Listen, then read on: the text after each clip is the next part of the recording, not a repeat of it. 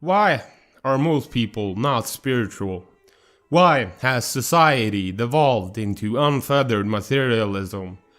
Is everyone really the same? Does everyone have a soul? Greetings, mortals, and capital day to all. I'm your host Simon. Welcome back to the Library of Gnosis.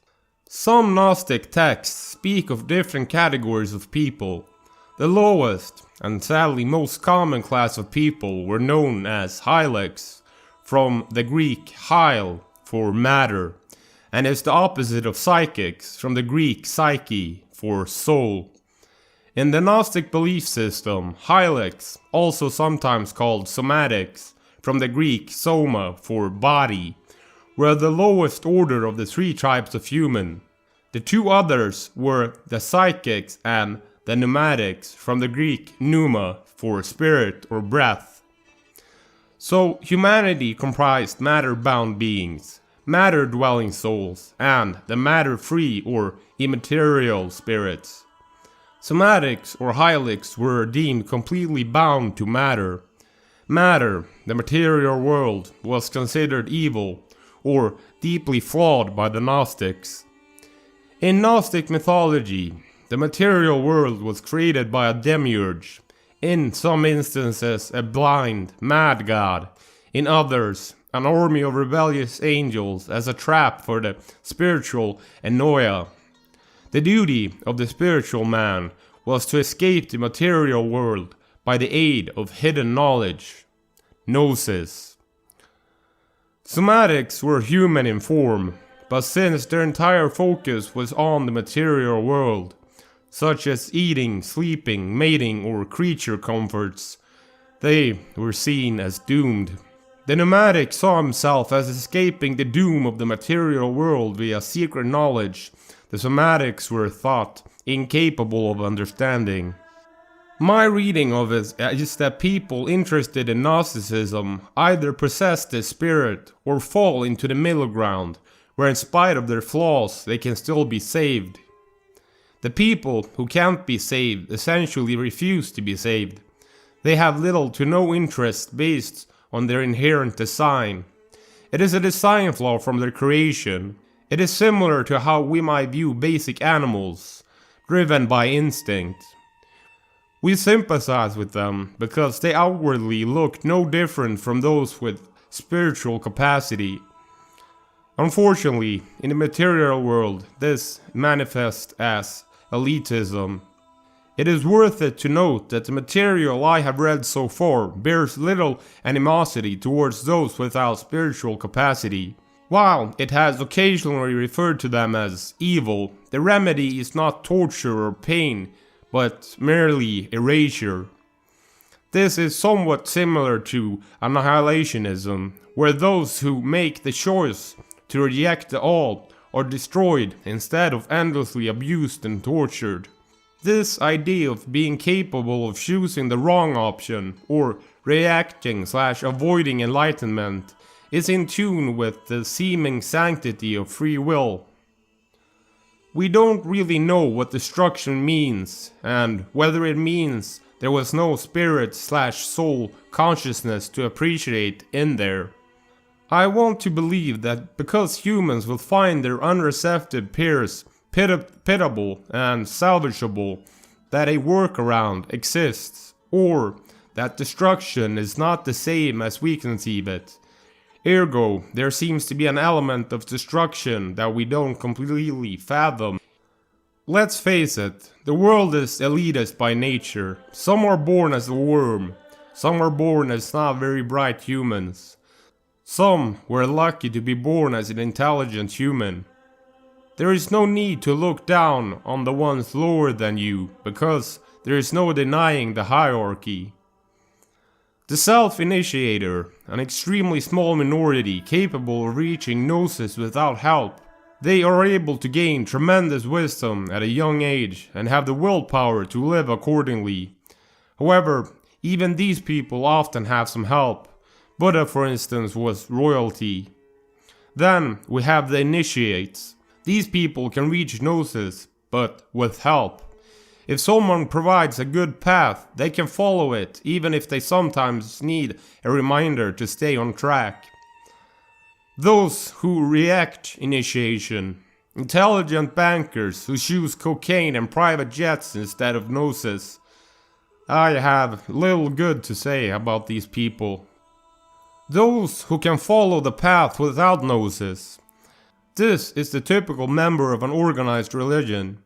They have been taught good values and they live piously, but unfortunately don't have deep understanding. What you think happens to these people varies if you're a Catholic or a Gnostic. The talk of the shepherd, an enlightened man leading his sheep, his rather dismal congregation, is a great way of describing Catholicism. I just can't help hoping that these people get rewarded for doing the best of their situation. Then we have the human animals.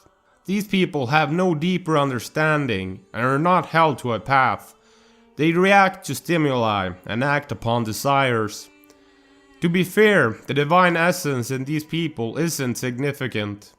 I sometimes wonder if they even have a soul or consciousness. Perhaps they are just machines of the Matrix. The Pneumatics were in Gnosticism the highest order of humans, the other two orders being Psychic and Hylic. A Pneumatic saw himself as escaping the doom of the material world via the transcendent knowledge of Sophia's divine spark within the soul. They conceive, then, of three kinds of men: spiritual, material, and animal. The material goes, as a matter of course, into corruption.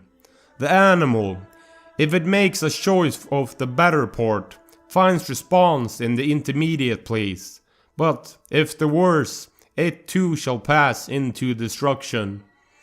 But they assert that the spiritual principles which have been sown by Akamoth, or Sophia, being disciplined and nourished here from that time until now in righteous souls, because when given forth by her, they were yet but weak, at last attaining to perfection, shall be given as brides to the angels of the Savior, while their animal souls of necessity rest forever with the demiurge in the intermediate place. And again, subdividing the animal souls from themselves, they say that some are by nature good and others by nature evil. The good are those who are capable of receiving the spiritual seed and becoming pneumatic. The evil by nature are those who are never able to receive the seed and become hylic. Irenaeus. In the New Testament, a contrast is made between the psychoi and the pneumatikoi. In the former, of whom mere animal soul predominates, the latter exhibiting the working of a higher spiritual nature. Jude 19:1, Corinthians 2:14-15. Compare also 15:44-46. In the Valentinian system, this contrast is sharpened and is made to depend on an original difference of nature between the two classes of men, a mythical theory being devised which professed to account for the origin of the different element in men's nature. The psychic element being something higher and or better than the material element, but immeasurably inferior to the pneumatic. It may well be believed that in the language of the Gnostic sects, the pneumatic are spiritual men who have attained the perfect knowledge of God and have been initiated into these mysteries by Akamoth herself, referring to Sophia. So, what do you think, mortal? Or some people really just different? Leave it down in the comment section below. Thank you for listening. See you next time, mortal. Remember to hit that bell button to stay notified. Subscribe for more Red Pill content. Do give it a like if you enjoyed it, and feel free to share it. If you want to support my work, you can find me on Patreon at Library of Gnosis. You can find me on YouTube, Facebook, and Bitchute at Library of Gnosis. The audio versions of my broadcasts are available on Spotify as a podcast at Library of Gnosis. Music is produced by Coda.